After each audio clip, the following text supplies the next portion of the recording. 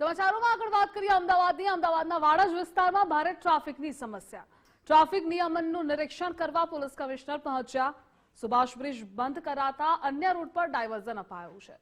CP અને traffic ડીસીપીએ traffic નિયમન અંગે નિરીક્ષણ કર્યું તો એમસીના અધિકારીઓ પાસેથી ટ્રાફિક અંગે જાણકારી મેળવી. ટ્રાફિક સરળ બનાવવા માટે પોલીસ કમિશનરે સૂચનો આપ્યા. વાડજ બ્રિજ બનાવવા માટે મુકાયેલા બેરિકેડ દૂર કરાશે. ટ્રાફિક પોલીસમાં નવા 250 પોલીસ કર્મીઓના ઓર્ડર થશે તો સીપીએ એ પણ કહ્યું કે ટ્રાફિક નિયમનની કામગીરીની જવાબદારી સોંપવામાં આવશે. વાત સાથે તેમણે એ પણ કહ્યું હતું કે ટ્રાફિક સરળ બનાવવા માટે પોલીસ કમિશનરે સૂચનો આપ્યા છે. વાડજ બ્રિજ બનાવવા માટે મુકાયેલા બેરિકેડો દૂર કરવામાં આવશે. એમસીના અધિકારીઓ પાસેથી ટ્રાફિક અંગે જાણકારી પણ મેળવી છે તો સીપી અને ટ્રાફિક ડીસીપીએ ટ્રાફિક નિયમન અંગે નિરીક્ષણ કર્યું. સુભાષ બ્રિજને બંધ કરવામાં આવ્યો છે. અન્ય રૂટ પર ડાયવર્ઝન અપાયું છે. ટ્રાફિક નિયમનનું નિરીક્ષણ કરવા માટે પોલીસ કમિશનર પહોંચ્યા હતા. અમદાવાદના વાડજ વિસ્તારમાં ભારે ટ્રાફિકની સમસ્યા થઈ રહી છે. સુભાષ બ્રિજના બંધ થયા પછી થોડી ટ્રાફિકના ઇસ્યુઝ જે વધ્યા છે એમાં આજે વાડજ જે એરિયા છે, વાડજ સર્કલ છે, એમાં અહીંયા સૌથી વધારે પ્રોબ્લેમો આવી રહી છે.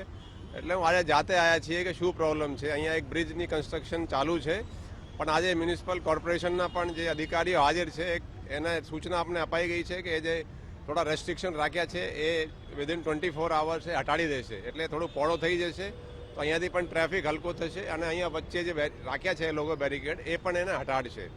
અને આ સિવાય આજે જ હું 250 પોલીસના જે માણસો છે, કર્મચારીઓ છે, એની જો રેગ્યુલર પોલીસ સ્ટેશનથી હું ટ્રાફિકમાં આજે જ ઓર્ડર કરવાના છીએ. એટલે હોપફુલી ટ્રાફિકની સમસ્યા થોડી ઓછી થશે. અમદાવાદ શહેરમાં સૌથી વ્યસ્ત અને મહત્વના ગણાતા બ્રિજ પૈકી સુભાષ બ્રિજ ક્ષતિગ્રસ્ત થયો છે, જેના કારણે ટ્રાફિક ડાયવર્ઝન આપવામાં આવ્યું છે. હવે આ ડાયવર્ઝનના કારણે વાડજ સર્કલ પર કયા પ્રકારની પરિસ્થિતિ અને અફરાતફરીનો માહોલ સર્જાય છે એ આપને બતાવવાનો પ્રયાસ કરું તો ટોપ એંગલથી તમે જોઈ રહ્યા છો આ સીધી તસવીર. તો વાહન ચાલકો કેવી દુવિધા અને મુશ્કેલીનો સામનો કરવો પડતો હોય છે એ તમે જોઈ રહ્યા છો.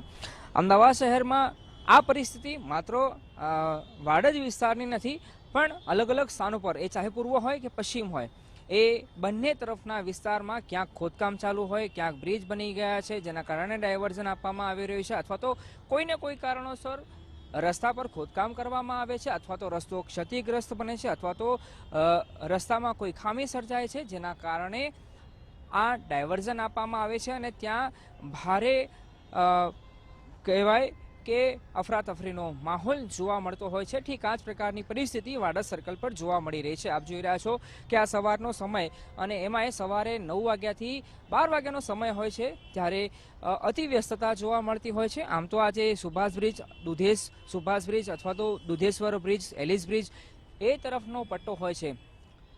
દિવસ દરમિયાન એમાં વ્યસ્તતા જોવા મળતી હોય છે, અવર જવર વાહન ચાલકોની જોવા મળતી હોય છે, પણ એમાં આ સુભાષ બ્રિજમાં જે ખામી આવી છે એ ખામી ક્યારે સુધારવાની છે, એ બ્રિજ ક્યારે ચાલુ થશે એ અંગે ભારે અનિશ્ચિતતા છે. કોઈપણ પ્રકારની સત્તાવાર માહિતી હાલ સામે નથી આવી અને એ પરિસ્થિતિમાં સવારના સમયે પીક અવર્સ છે ત્યારે તમે જુઓ કે અખબારનગર સર્કલથી આવતા હોય અથવા તો આ ઉસ્માનપુરા તરફથી આવતો રસ્તો હોય કે પછી ચાણક્યપુરીથી આવતો રસ્તો હોય, એ દિશામાંથી એટલે ચારેય દિશામાં ભારે અફરાતફરીનો માહોલ જોવા મળતો હોય છે અને વાહન ચાલકોએ જો અહીંયાથી પસાર થવું હોય તો મહા મુસીબતે, મહા મુશ્કેલીએ પસાર થવાનો વારો આવ્યો છે. કેમેરા પર્સન મનીષ દવે સાથે અર્પિત દરજી, ગુજરાત ફર્સ્ટ, અમદાવાદ.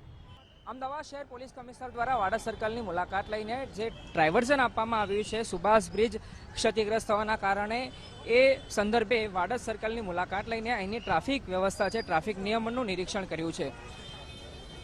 ટ્રાફિક પોલીસના અધિકારીઓની સાથે સાથે અમદાવાદ મહાનગરપાલિકાના અધિકારીઓ પણ અહીંયા સાથે રહ્યા હતા અને કેટલાક જરૂરી સૂચનો શહેર પોલીસ કમિશનર દ્વારા કરવામાં આવ્યા છે. કેમ કે આજે વાડજ બ્રિજ બની રહ્યો છે એના કારણે ડાયવર્ઝન આપવામાં આવ્યું છે અને કેટલાક બેરિકેડ્સ લગાવવામાં આવ્યા હતા અને રસ્તો બંધ કરવામાં આવ્યો હતો અને કેટલોક રસ્તાનો ભાગ છે એ પણ કવર કરવામાં આવ્યો હતો. એટલે એને પણ ખુલ્લો કરવા માટે એક સૂચન કરવામાં આવ્યું છે. સાથે સાથે 250 જેટલા પોલીસ કર્મીઓને ટ્રાફિક વિભાગમાં ઓર્ડર કરવાની વાત પણ પોલીસ કમિશનર દ્વારા કરવામાં આવી છે, જેના કારણે આ વિસ્તાર અને અમદાવાદ શહેરના અલગ અલગ પોલીસ સ્ટેશન આવ્યા છે, 14 પોલીસ સ્ટેશન, એમાં ટ્રાફિક પોલીસ કર્મીઓને મૂકવામાં આવશે જેના કારણે ટ્રાફિક નિયમનની કામગીરી સરળ બનાવવામાં આવશે એ પ્રકારની માહિતી હાલ સામે આવી છે. કેમેરા પર્સન મનીષ દવે સાથે અર્પિત દરજી, ગુજરાત ફર્સ્ટ, અમદાવાદ.